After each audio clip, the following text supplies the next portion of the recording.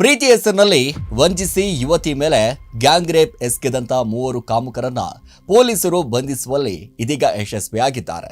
ಮನೆಯಲ್ಲಿ ಯಾರೂ ಇಲ್ಲದಂತ ಸಂದರ್ಭದಲ್ಲಿ ಕಾಮುಕರು ಯುವತಿ ಮೇಲೆ ಅತ್ಯಾಚಾರ ಎಸಗಿದ್ದಾರೆ ಅನ್ನುವಂತ ಮಾಹಿತಿ. ಸ್ನೇಹಿತರ ಜೊತೆಗೂಡಿ ಅತ್ಯಾಚಾರ ಎಸಗಿದ್ದಾನೆ ಅಂತ ಸಂತ್ರಸ್ತೆ ದೂರಿನಲ್ಲಿ ಉಲ್ಲೇಖವನ್ನ ಮಾಡಿದ್ದಾರೆ. ವಿಕಾಸ್ ಅನ್ನುವಂತವನು ಯುವತಿ ಪ್ರೇಯಕರಾಗಿದ್ದ ಅನ್ನುವಂಥದ್ದು.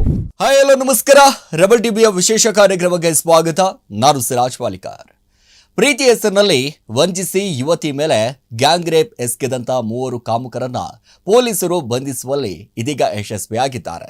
ನೋಡಿ, ಈ ಘಟನೆ ಮಾಗಡಿ ಪಟ್ಟಣದಲ್ಲಿ ನಡೆದಿದ್ದು ತಡವಾಗಿ ಒಂದಿಷ್ಟು ಬೆಳಕಿಗೆ ಬಂದಿರುವಂಥದ್ದು. ವಿಕಾಸ್, ಪ್ರಶಾಂತ್, ಚೇತನ್ ಬಂಧಿತ ಆರೋಪಿಗಳಂತ ಹೇಳಲಾಗ್ತಾ ಇದೆ. ಒಂದು ಕಡೆ ಗಮನಿಸ್ತಾ ಹೋದ್ರೆ ಮನೆಯಲ್ಲಿ ಯಾರೂ ಇಲ್ಲದಂಥ ಸಂದರ್ಭದಲ್ಲಿ ಕಾಮುಕರು ಯುವತಿ ಮೇಲೆ ಅತ್ಯಾಚಾರ ಎಸಗಿದ್ದಾರೆ ಅನ್ನುವಂಥ ಮಾಹಿತಿ.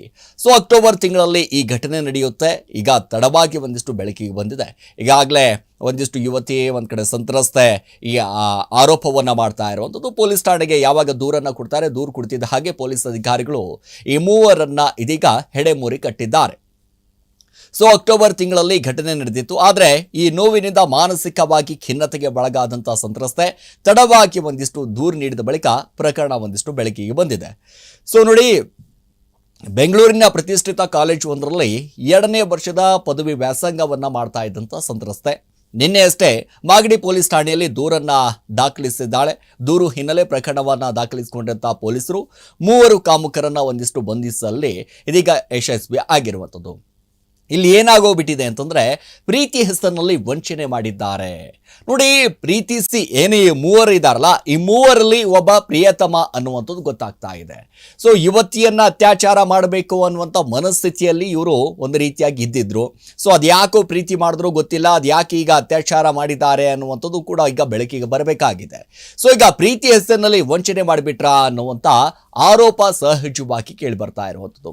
ಸೊ ಬಂಧಿತ 3ರಲ್ಲಿ ಆರೋಪಿ ವಿಕಾಸ್ ಯುವತಿಯ ಪ್ರಿಯಕರನ ಅಂತ ಒಂದು ಕಡೆ ಗೊತ್ತಾಗ್ತಾ ಇದೆ. ಈ ವಿಕಾಸ್ ಏನಿದ್ದಾನೆ ಯುವತಿಯ ಒಂದಿಷ್ಟು ಪ್ರಿಯಕರ ಅನ್ನುವಂಥದ್ದು ಈಗ ಒಂದಿಷ್ಟು ಬಂದಿರುವಂಥ ಮಾಹಿತಿ.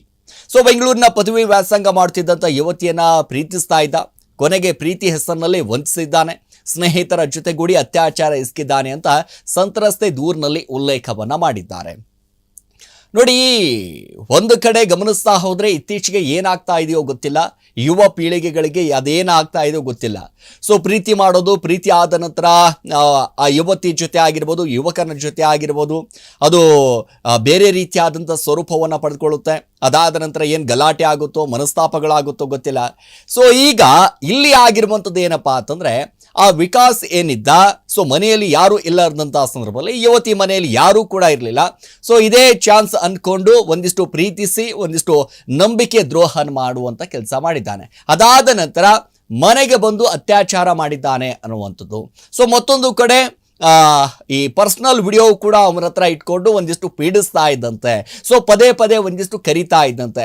ನಾನು ಹೇಳ್ದ ಹಾಗೆ ನೀನು ಕೇಳಲಿಲ್ಲ ಅಂತಂದರೆ ನಿನ್ನನ್ನು ಹಾಗೆ ಮಾಡ್ತೀನಿ, ಹೀಗೆ ಮಾಡ್ತೀನಿ, ವಿಡಿಯೋ ವೈರಲ್ ಮಾಡ್ತೀನಿ ಅನ್ನುವಂಥ ಬೆದರಿಕೆ ಕೂಡ ಹಾಕಿದ ಅನ್ನುವಂಥ ಆರೋಪ ಇದೀಗ ಕೇಳಿ ಬರ್ತಾ ಇರುವಂಥದ್ದು. ಈಗಾಗಲೇ ಪೊಲೀಸರ ಅತಿಥಿಯಾಗಿರುವಂಥ ಈ 3ರನ್ನ ಬಡ್ದು ಬಾಯಿಗೆ ಹಾಕೊಂಡ್ಬಿಟ್ಟಿದ್ದಾರೆ ಪೊಲೀಸ್ ಅಧಿಕಾರಿಗಳು. ನೋಡಿ, ಈ ರೀತಿಯಾದಂಥ ಘಟನೆಗಳು ಇತ್ತೀಚೆಗೆ ಬೆಳಕಿಗೆ ಬರ್ತಾ ಇದೆ. ಅದು ಯಾವ ರೀತಿಯಾದಂಥ ಸಂದೇಶವನ್ನು ಕೊಡ್ತಾ ಇದ್ದಾರೋ ಗೊತ್ತಿಲ್ಲ. ಸೊ ಈಗಾಗಲೇ ಯಾಕಂದರೆ ಅಕ್ಟೋಬರ್ನಲ್ಲಿ ಆಗಿರುವಂಥ ಒಂದು ಘಟನೆ, ಯಾಕಂದರೆ ಆವಾಗಲೇ ಒಂದಿಷ್ಟು ದೂರನ್ನು ಕೊಡಬಹುದಾಗಿತ್ತು, ಯಾಕೆ ಕೊಡಲಿಲ್ಲ ಅನ್ನುವಂಥ ಒಂದಿಷ್ಟು ಪ್ರಶ್ನೆಯೂ ಕೂಡ ಸಹಜವಾಗಿ ಮೂಡ್ತಾ ಇದೆ. ಭಾಳಷ್ಟು ಮಾನಸಿಕವಾಗಿ ಖಿನ್ನತೆಗೆ ಒಳಗಾಗ್ಬಿಟ್ಟಿದ್ಳು ಯುವತಿ ಅನ್ನುವಂಥ ಮಾಹಿತಿ ಸಂತ್ರಸ್ತೆ. ಸೊ ಮತ್ತೊಂದು ಕಡೆ ಈ ದೂರು ಕೊಡಬೇಕಾದಂಥ ಸಂದರ್ಭದಲ್ಲಿ ಧೈರ್ಯವೂ ಕೂಡ ಬಹಳಷ್ಟು ಬೇಕಾಗುತ್ತೆ. ಯಾಕಂತಂದರೆ ನಮಗೆ ಅನ್ಯಾಯ ಆಗಿದೆ ಅಂತಂದಾಗ ನಮಗೆ ನ್ಯಾಯ ಸಿಗುತ್ತೆ ಅನ್ನುವಂಥ ನಿಟ್ಟಿನಲ್ಲೂ ಕೂಡ ಸಾಕಷ್ಟು ಜನ ಹೋಗ್ತಾರೆ ಬರ್ತಾರೆ. ಬಟ್ ಇದೀಗ ಯುವತಿ ಒಂದಿಷ್ಟು ಧೈರ್ಯವನ್ನು ಮಾಡಿದ್ದಾಳೆ. ನನಗೆ ನ್ಯಾಯ ಸಿಗಲೇಬೇಕು, ಪ್ರೀತಿ ಹೆಸರಿನಲ್ಲಿ ನನಗೆ ವಂಚಿಸಿದ್ದಾರೆ, ಅದರ ಜೊತೆಗೆ ನನಗೆ ಅತ್ಯಾಚಾರ ಮಾಡಿದ್ದಾರೆ ಅನ್ನುವಂಥ ಕಾರಣದಿಂದಾಗಿ ಯುವತಿ ಧೈರ್ಯವನ್ನು ಮಾಡಿಕೊಂಡು ಇದೀಗ ಕಂಪ್ಲೇಂಟನ್ನು ಯಾವಾಗ ದೂರನ್ನು ಕೊಡ್ತಾಳೆ, ದೂರನ್ನು ಕೊಡ್ತಿದ್ದ ಹಾಗೆ ಈ 3ರನ್ನ ಒಂದಿಷ್ಟು ಪೊಲೀಸ್ ಅಧಿಕಾರಿಗಳು ಅರೆಸ್ಟ್ ಮಾಡಿದ್ದಾರೆ. ಅರೆಸ್ಟ್ ಮಾಡಿ ಇದೀಗ ಕೇಸ್ ಕೂಡ ದಾಖಲಿಸಿಕೊಂಡಿದ್ದಾರೆ. ಅದು ಯಾವ ಹಂತದಲ್ಲಿ ಬಂದು ನಿಂತಿದೆಯೋ ಏನು ಕಥೆನೋ, ಯಾಕಂದರೆ ನಿನ್ನೆನೇ ಒಂದಿಷ್ಟು ದೂರು ಕೊಟ್ಟಿರೋದ್ರಿಂದಾಗಿ ಒಂದಿಷ್ಟು ಪೊಲೀಸ್ ಅಧಿಕಾರಿಗಳು ಕೂಡ ವಿಚಾರಣೆಯನ್ನು ಮಾಡ್ತಾ ಇದ್ದಾರೆ. ಅದರ ಜೊತೆಗೆ ಈ 3ರಲ್ಲಿ ಒಂದು ಕಡೆ ಗಮನಿಸ್ತಾ ಹೋದರೆ ವಿಕಾಸ್ ಅನ್ನುವಂಥವನು ಯುವತಿಯ ಪ್ರೇಯಕರಾಗಿದ್ದ ಅನ್ನುವಂಥದ್ದು. ನೋಡಿ, ಪ್ರೀತಿ ಹೆಸರಿನಲ್ಲಿ ಅದೆಷ್ಟೋ ಯುವಕ ಯುವತಿಯರಿಗೆ ಒಂದಿಷ್ಟು ಮೋಸಗಳಾಗ್ತಾ ಇದೆ. ಸೊ ಅದಾದ ನಂತರ ಅವ್ರ ಮೇಲೆ ಅತ್ಯಾಚಾರ ಮಾಡುವಂಥದ್ದು, ಒಂದಿಷ್ಟು ನಂಬಿಸುವಂಥದ್ದು, ಆ ನಂಬಿಕೆಯ ಮೇಲೆ ಯುವಕ ಆಗಿರ್ಬೋದು ಯುವತಿ ಆಗಿರ್ಬೋದು ಇಬ್ಬರೂ ಕೂಡ ಒಂದು ನಂಬಿಕೆಯ ಮೇಲೆ ಒಂದಿಷ್ಟು ಸಾಗ್ತಾ ಇರ್ತಾರೆ. ಅದಾದ ನಂತರ ಅದೇನಾಗುತ್ತೋ ಗೊತ್ತಿಲ್ಲ, ಇಬ್ಬರಲ್ಲಿ ಒಂದಿಷ್ಟು ಮನಸ್ತಾಪಗಳು ಆರಂಭ ಆಗ್ತಿದ್ದ ಹಾಗೆ ಒಂದು ಕಡೆ ಬೇರೆ ರೀತಿಯಾದಂಥ ಸ್ವರೂಪವನ್ನು ಪಡ್ಕೊಂಡ್ಬಿಡುತ್ತೆ.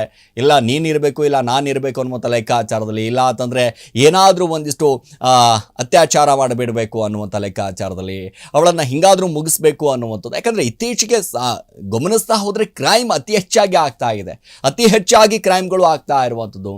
ಸೊ ಎಲ್ಲಿ ಹೋಗ್ತಾ ಇದೆ ಅನ್ನೋಂಥ ಗೊತ್ತಾಗ್ತಾ ಇಲ್ಲ. ಯಾಕೆ ಎಷ್ಟೊಂದು ಕ್ರೈಮ್ಗಳು ಜಾಸ್ತಿ ಆಗ್ತಾ ಇದೆ? ಒಂದು ಕಡೆ ಸಾವು ನೋವುಗಳು, ಒಂದು ಕಡೆ ದಿನ ಬೆಳಗಾದರೆ ಒಂದು ಕಡೆ ಅಕ್ರಮ ಸಂಬಂಧ ಪ್ರಕರಣಗಳು, ಎಲ್ಲಿ ನೋಡಿದ್ರೂ ಕೂಡ ಈ ಪ್ರೀತಿ ಪ್ರೇಮದ ವೈಫಲ್ಯದಿಂದಾಗಿ ಆತ್ಮಹತ್ಯೆನ ಮಾಡಿಕೊಳ್ಳುವಂಥದ್ದು. ಅದ್ರ ಜೊತೆಗೆ ಹುಡುಗ ಕೈ ಕೊಟ್ಟನ ಅಂತ ಹುಡುಗಿ ಒಂದು ಕಡೆ ಸಾಯೋದು, ಹುಡುಗಿ ಕೈ ಕೊಟ್ಲು ಅಂತ ಹುಡುಗ ಸಾಯೋದು, ಈ ರೀತಿಯಾದಂಥ ಘಟನೆಗಳು ಪ್ರತಿದಿನ ಆಗ್ತಾ ಇರುವಂಥದ್ದು. ಈಗಲಾದರೂ ಕೂಡ ಯುವ ಜನತೆ ಒಂದು ಕಡೆ ಎಲ್ಲರೂ ಕೂಡ ಎಚ್ಚೆತ್ಕೊಂಡು ಏನು ಆಗಬೇಕಾಗಿದೆ, ಸಮಾಜಕ್ಕೆ ನಾವು ಯಾವ ರೀತಿಯಾಗಿ ಮಾದರಿ ಆಗಬೇಕು ಅನ್ನೋದನ್ನು ತೋರಿಸ್ತಾರೋ, ಅಥವಾ ಇದೇ ರೀತಿಯಾದಂಥ ಘಟನೆಗಳು ಮತ್ತೆ ಮರುಕಳಿಸುತ್ತೆ ಅನ್ನೋದೇ ಬಹಳಷ್ಟು ಒಂದಿಷ್ಟು ಯೋಚನಾಕಾರ ಆದಂಥ ಸಂಗತಿಗಳು. ನೋಡಿ, ಈಗಾಗಲೇ ಒಂದು ಕಡೆ ಗಮನಿಸ್ತಾ ಹೋದರೆ ಸ್ನೇಹಿತರು ಒಂದು ಕಡೆ ಪ್ರೀತಿ ಹೆಸರಿನಲ್ಲಿ ಒಂದಿಷ್ಟು ಮೋಸ ಮಾಡಿದ್ದಾನೆ, ವಂಚಿಸಿದ್ದಾನೆ, ಸ್ನೇಹಿತರ ಜೊತೆಗೂಡಿ ಒಂದಿಷ್ಟು ಅತ್ಯಾಚಾರ ಎಸಗಿದ್ದಾನೆ ಅಂತ ಸಂತ್ರಸ್ತೆ ಒಂದಿಷ್ಟು ದೂರಿನಲ್ಲಿ ಉಲ್ಲೇಖವನ್ನು ಮಾಡಿದ್ದಾರೆ. ಪೊಲೀಸ್ ಅಧಿಕಾರಿಗಳು ಅದು ಯಾವ ರೀತಿಯಾದಂಥ ಕ್ರಮವನ್ನು ಕೈಗೊಳ್ತಾರೆ ಅಂತ ಕಾದು ನೋಡಬೇಕಾಗಿದೆ. ಇದಾಗಿತ್ತು ಇವತ್ತಿನ ವಿಶೇಷ. ನಿರಂತರ ಸುದ್ದಿಗಾಗಿ ನೋಡ್ತಾ ಇರಿ ರೆಬೆಲ್ ಟಿವಿ.